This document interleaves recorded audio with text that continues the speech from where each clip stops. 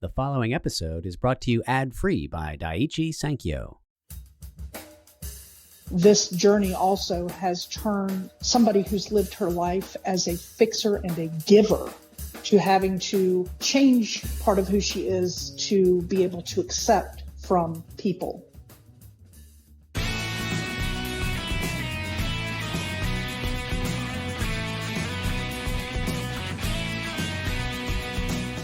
From OffScrip Media, I am Matthew Zachary, and this is Out of Patience.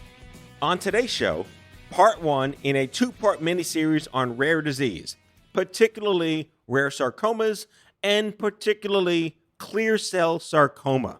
Joining Andrew and me for both of these episodes are co-founders Lennie Woods, the executive director, and Molly Liska, the chief operating officer of the nonprofit group Sara's Cure. Sara's Cure is a passionate grassroots race against time campaign focused on funding and research to find a cure for, you guessed it, clear cell sarcoma. So while we spoke about all things emerging therapies, treatments, trials, and the origin story behind Sara's Cure, that being the miraculous survival of 17-year-old Sara Woods, who was diagnosed with the disease in 2016, the meat and potatoes of what we talked about really dug into patient advocacy. What does it look like in the micro markets?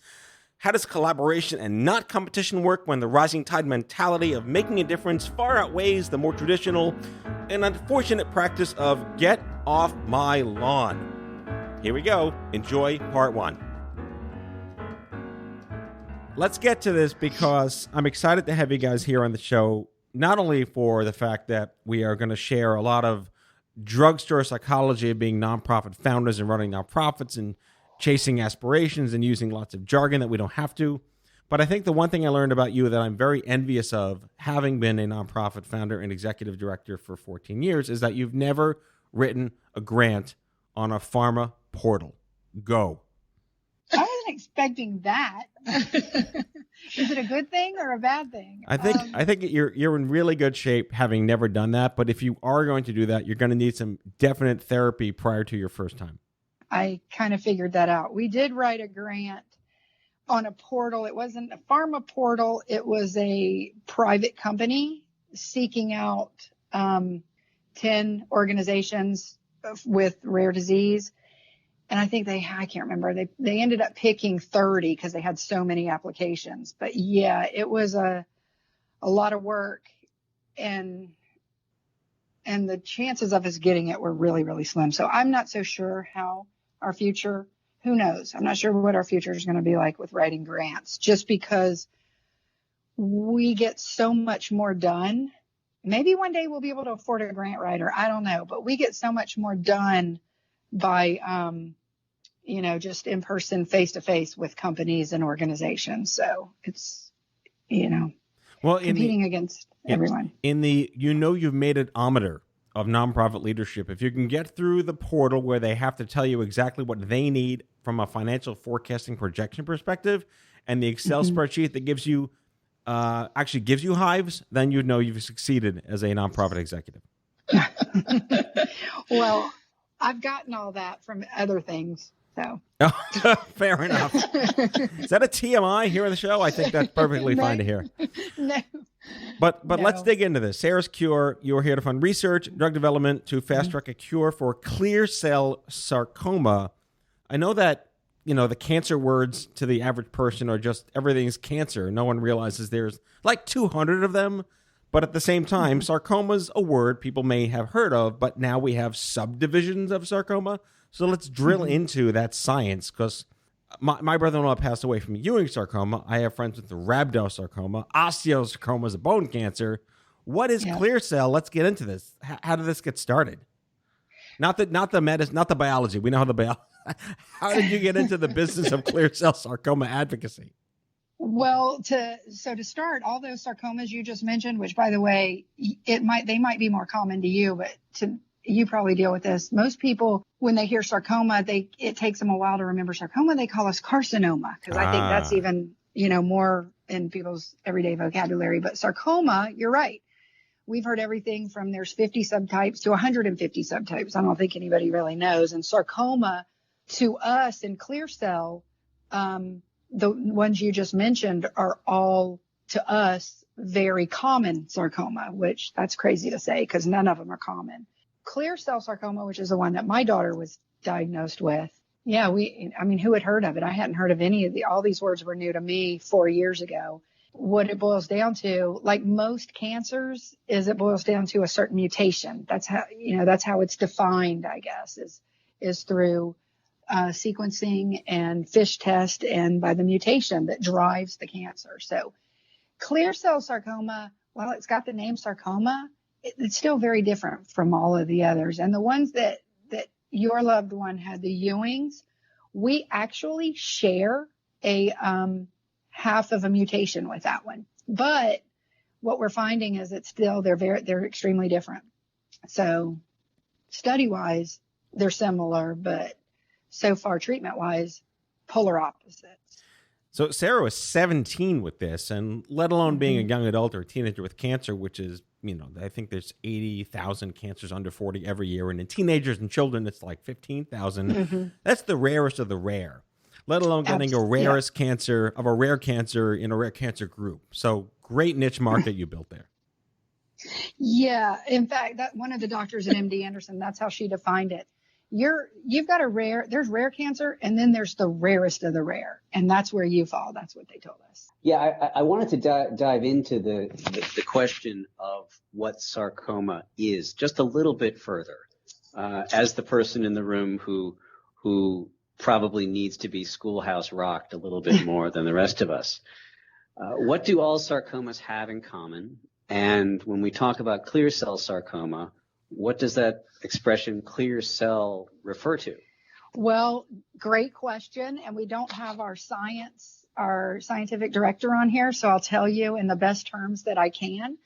But clear cell, just as the way I understand it, just happens to be the way the cells appear, say, under the microscope, which doesn't necessarily define it because there's a lot of clear cell type tumors that fall under clear cell. There's other tumors that are defined with that in their name.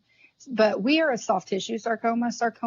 You have your bone sarcoma and your soft tissue sarcoma, and we fall under soft tissue. It's, and for clear cell, we are, I guess what do you call it? Your stem cell, we're neuroendocrine. So we're from the neural crest tumors. Part of what makes ours difficult to diagnose and why it's so deadly and not heard of is you don't have a lot of pain from it. Like if you have a bone sarcoma, a lot of times like with osteo, kids will get a break. They might be on the soccer field and have a hit the ball in the wrong way and they have a break that really shouldn't have happened. And they go for an x-ray and they find the osteo. With ours, our tumors get really large before they're discovered because they just kind of push things out of the way because they're soft tissue.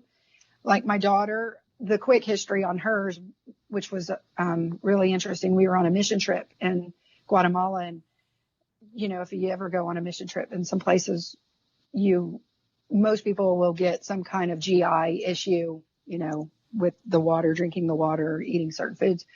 So that happened to her, not uncommon, and typically it doesn't bother you. You just kind of deal with it while you're on your trip.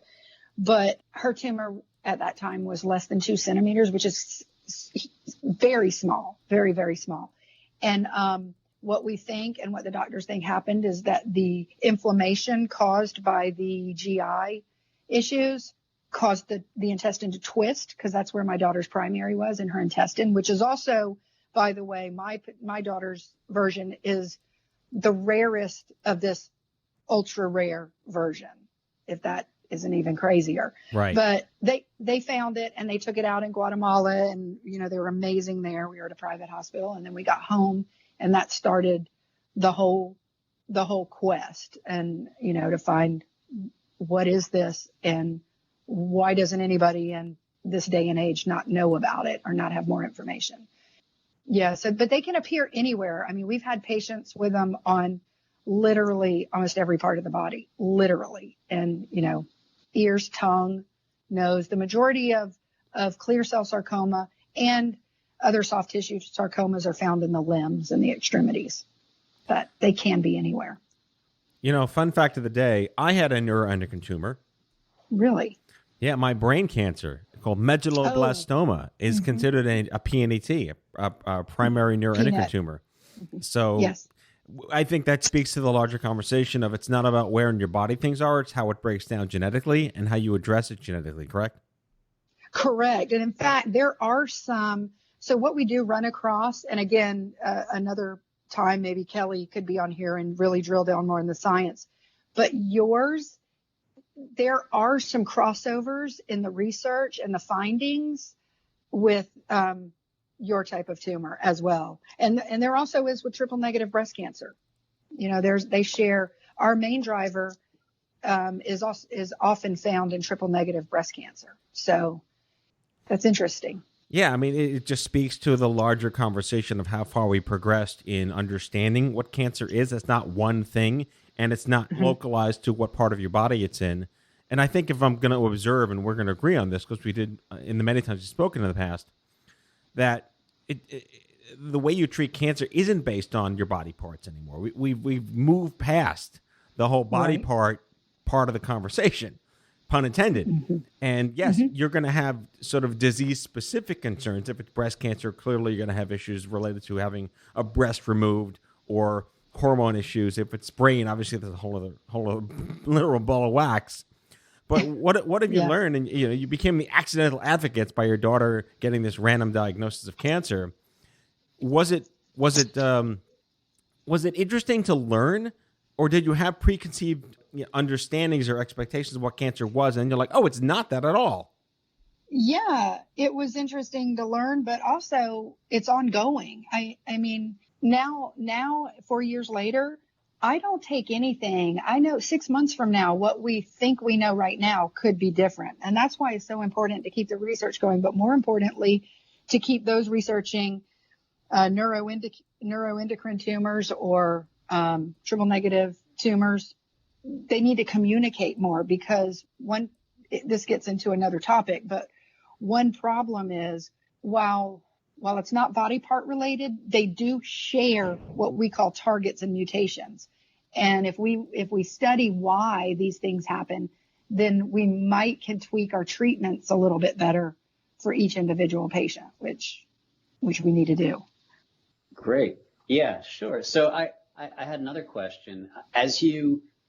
So you were suddenly confronted with the need to not just be an advocate, but also to develop a business.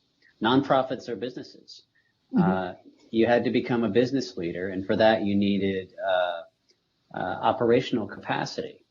And Molly came on board to do that. What was it like to initiate your partnership? How did it come together?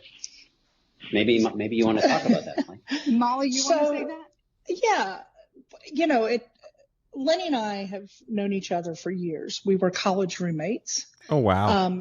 And remained Lots of friends. Secrets. Lots of secrets. Lots of secrets. Oh, lots. That's a whole nother several podcasts, by the way. But we remained part of each other's lives the whole way through. So we were randomly put together and as roommates, and now here we were with Sarah being born, and then we all have kids, and we get into that stage, and then you get that horrible phone call with this nightmare cancer. The first time Sarah had her tumor, we all got on board, and I had called Lennie and said, what do you want me to do? I'll start a GoFundMe. Let's get this going. And she was like, no, I don't want to start a GoFundMe. One thing you'll learn is you learn from Lennie more. This journey also had to turn somebody who's lived her life as a fixer and a giver to having to change part of who she is to be able to accept from people, because that's not Lennie. Lennie was always I'm going to do it and, I'll take care of it. So she was not comfortable accepting any financial help through this, because at that time it was not necessary. And so we, then it was just becoming an emotional support system for them through all of this, going to visit Sarah when we could, and, just being uplifting. So when that first tumor was taken out and she got through the septic part of it and got better, we all kind of took a big sigh of relief and thought, oh, thank goodness, they caught it by fluke. This is rare, but because it was caught by a fluke, we're going to go on and she's going to be fine, because usually when they find it, it's so much more advanced. So she's a miracle. And it was not a year later that her reoccurrence came. And that phone call from Lennie was, it's back. We're having to be rushed to Sloan Kettering, and we've got to, have another surgery. And so it was back and forth with texts from there. And then it was one night at, I think 10:30 one night, I get a phone call text from Lennie. Sara was asleep in her hospital bed, and she texted me and said, she's struggling emotionally. Come to New York. I'll fly you. And I was like, what? And of course I don't fly. It's not my thing. So the next thing we know, I'm on a train at 3:30 in the morning. Literally that morning. How Orient Express of you. Yeah, right. So I took a train to New York. So as we were going through that and trying to lift Sara up and get her well after her surgery and coming back, there was that realization of, I was going to do a walk, and it started with this, well, I'll do a walk, because Lennie was finally like, okay, now that it's coming back, I might need help. This is now a whole different ballgame. And so I was like, well, we'll do a walk. And I'm, making these little designs of t-shirts sitting in the hospital room, and we'll stick people. And by the time we got Sara home, and kind of started life back, and I came to Lennie's house for another visit, and we were talking about where do we need to go and what do we need to do with this.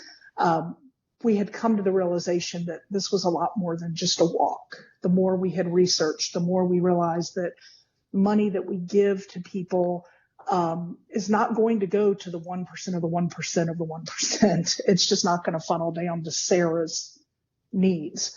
And that's where it started, on the living room of Lennie's floor of, when it's your goddaughter, Sara's my goddaughter, when it's your goddaughter and this is her life, a preschool teacher becomes the chief operating officer, because it's just what we do. It's what we had to do. I think what we said that day when this kind of all really, when the first spark hit, was we were like, okay, how are we gonna, first, we never believed that we couldn't find something. There had to be somebody in the world. I don't care what corner of the universe they were in. Our words were, we've got to flush out, somebody's working on clear cell sarcoma. Someone has to be. And I think that was how it started. And then it evolved from there. We were hoping we would just fund a grant to the person or institution working on clear cell sarcoma.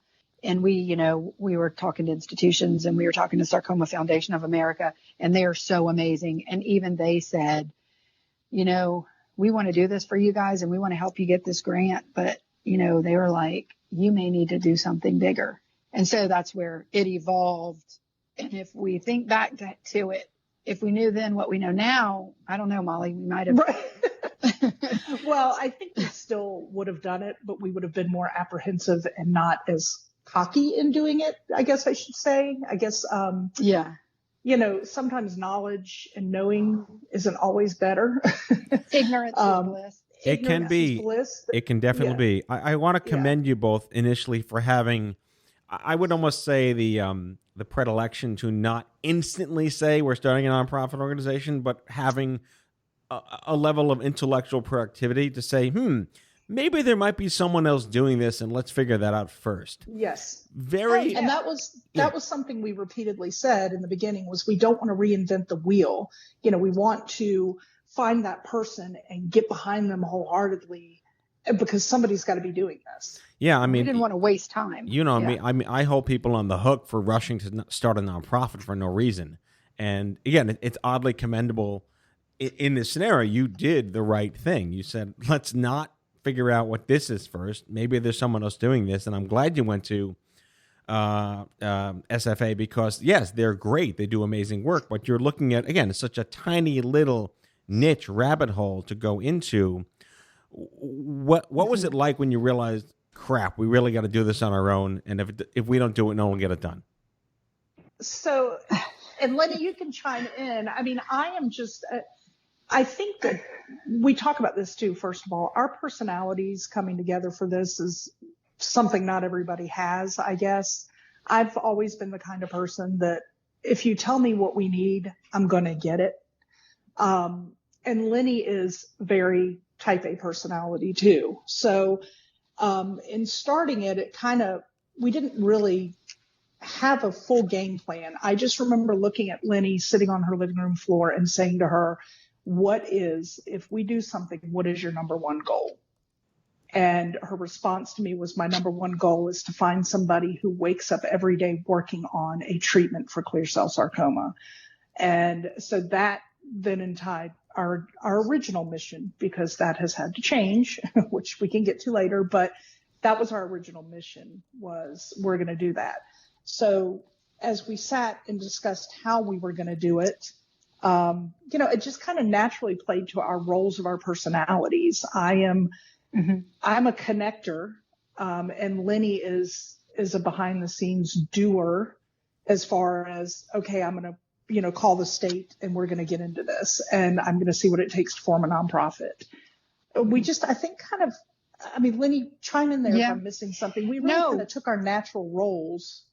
Yeah, we did. And you get me emotional. I forgot. You're right. That was the single statement, is I want to know, or I want to find somebody who wakes up every day and their single goal in their job is to cure clear cell sarcoma. And I'll never forget it. It's one of those images like 9/11 where you'll never forget where you were at that moment. Yeah. Us sitting there, me on the carpet of your living room and you on the couch. And that's something stuck with me forever now. It's a real origin story.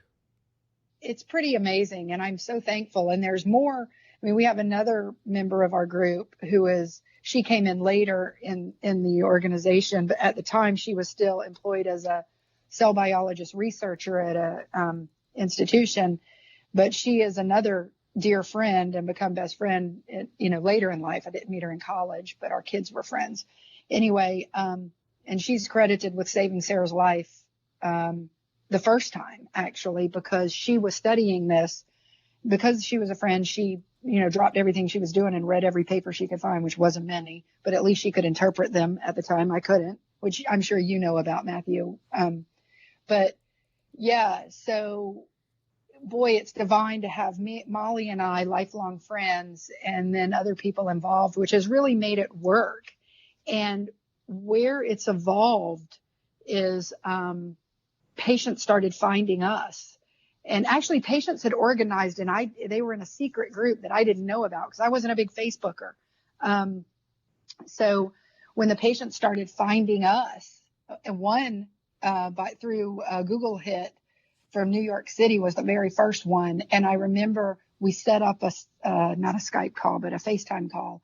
And both of us were just so emotional, because it was like we found somebody else in the world who has this. Well, now we know 4 years later, that was, 2.5 years later, whatever, since the foundation started. But now we know that there are a lot more. And Sarah's Cure, we've been able to give a voice internationally to clear cell sarcoma patients. So even though we started out really thinking Sarah might be the only one alive.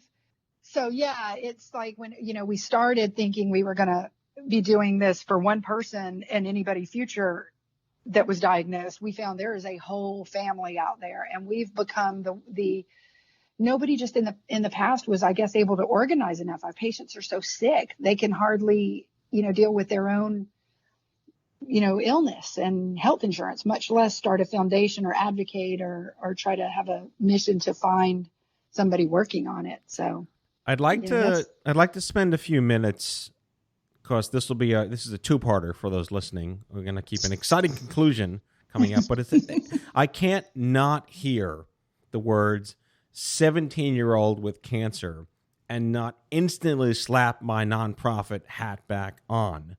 So I have a bunch of kind of lightning round questions for you about Sarah's story that are relevant to what I care about, knowing that I spent 16 years of my career fighting for the fact that when you're not 80, you should be diagnosed and treated differently. And when you're not 8, you should be diagnosed and treated differently. So if I may, how long did it take for her to get a proper diagnosis, whether Guatemala helped or didn't? We were lucky. We're not the norm in clear cell.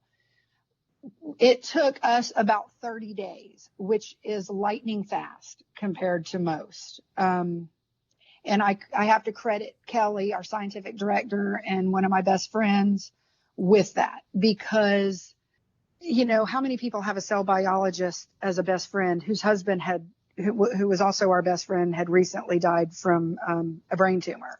So there were a lot of things laid out in the path that helped us get there faster, if you will. Yes.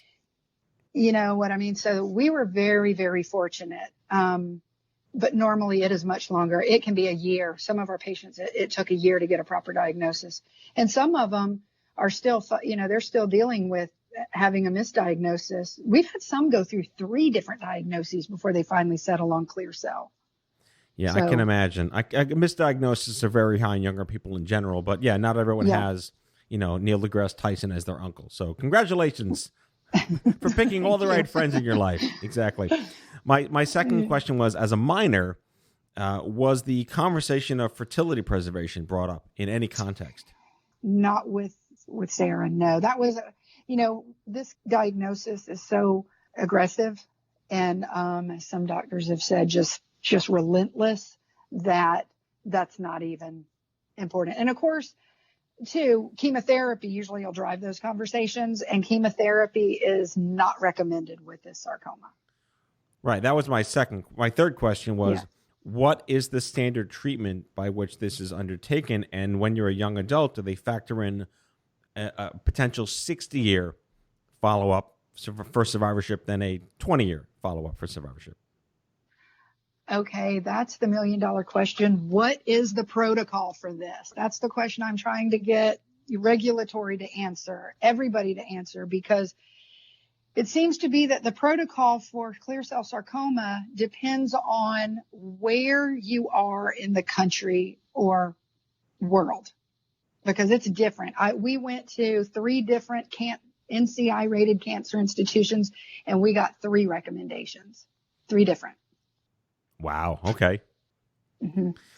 So let's break that down in part 2. I really want to focus on Sarah. First of all, how old is she today? Sarah is 21.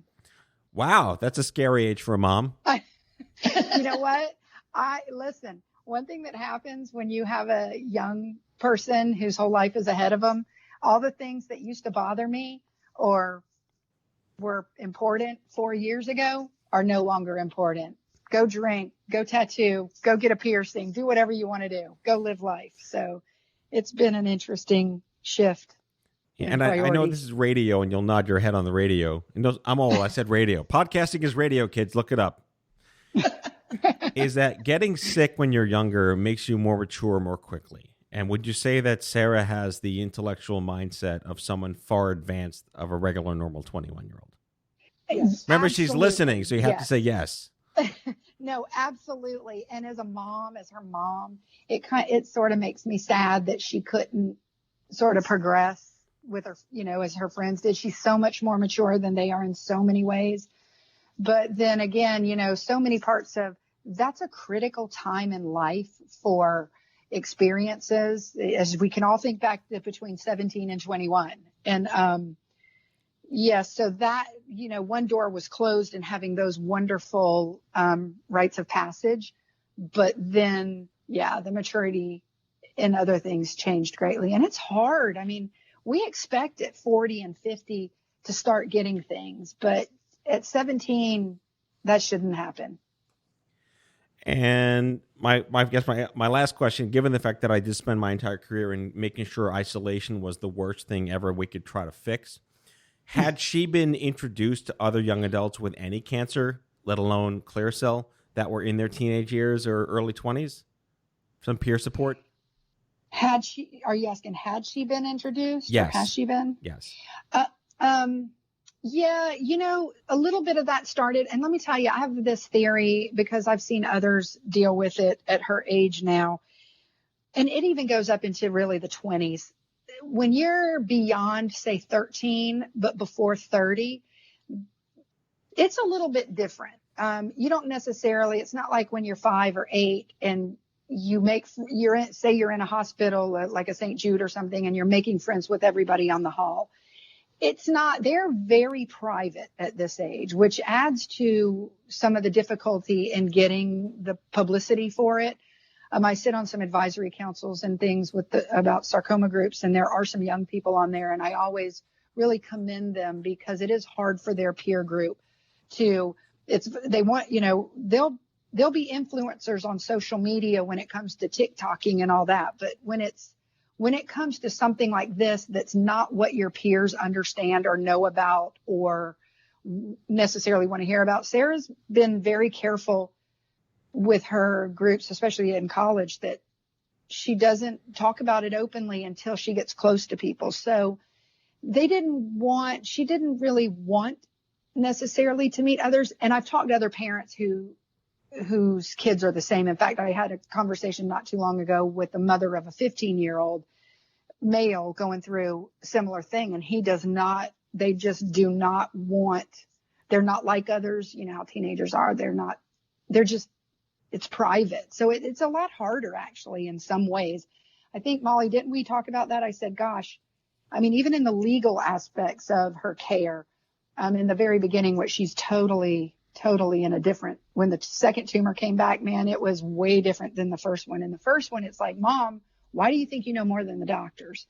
And when the second one came, after she had matured a whole bunch in that year, she even saw how, I don't know how to say it, but where the doctors didn't really know. We already knew a lot about the clear cell by that point when the second one came back. And so locally, our doctors were very wrong about some of the stuff they were saying. They thought they were right, but we already knew from traveling and going to other specialty centers that they were very wrong. So, now she gets it, but for a 17-year-old, it's tough. They don't want you introducing them. Oh, here's another kid that's got it. It's a hard thing, especially with this. And Matthew, especially when they don't do chemo. Yeah, so, I get that. I totally get that. I didn't do chemo either, so I'm right there with you. Yeah. It's almost like people don't think they're sick, and you just can't explain it to everybody because they look very healthy until they're not. Yeah, it's really bad. Well, stigma and judgments notwithstanding, this is a great part one to deconstruct Sarah's Cure, talking with Lennie and Molly from sarascure.org. We're going to dive deeper into what it's like to actually grow a nonprofit organization, join a tribe like the National Organization of Rare Disorders, leaning into what the actual research is in the genomics of testing, and what you can discover when you learn the FDA can actually get things done. So stay tuned for part 2, and we'll see you then. Well, there you have it. Part 1 in our 2-part mini-series on clear cell sarcoma. We hope you've learned a whole bunch today about the disease, what it takes to make a difference, the challenges and opportunities that are facing anyone that really wants to make a dent in the universe, and more to be continued in part 2, so be sure to join us when that show drops. See you next time. That's all for today, folks. If you like the show, be sure to subscribe, leave a review, follow us on social, and tell all your friends to listen. Out of Patience with Matthew Zachary is a product of OffScrip Media. Our executive producer is Matthew Zachary. Our senior producers are Jen Horangeff and Andrew McDowell. Darren Tunn is our production intern. It is recorded, mixed, and edited by Matthew Zachary. Our theme music is by the Mike Van Allen Quintet and by Mara. For advertising and media inquiries, email media@offscrip.com. Hit us up at contact@offscrip.com to share comments, feedback, and make guest recommendations. For more information, visit offscrip.com.